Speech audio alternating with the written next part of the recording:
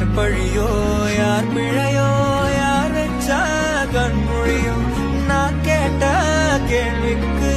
நீ மட்டும் தான் விடையோ என்னாகும் என் விதியோ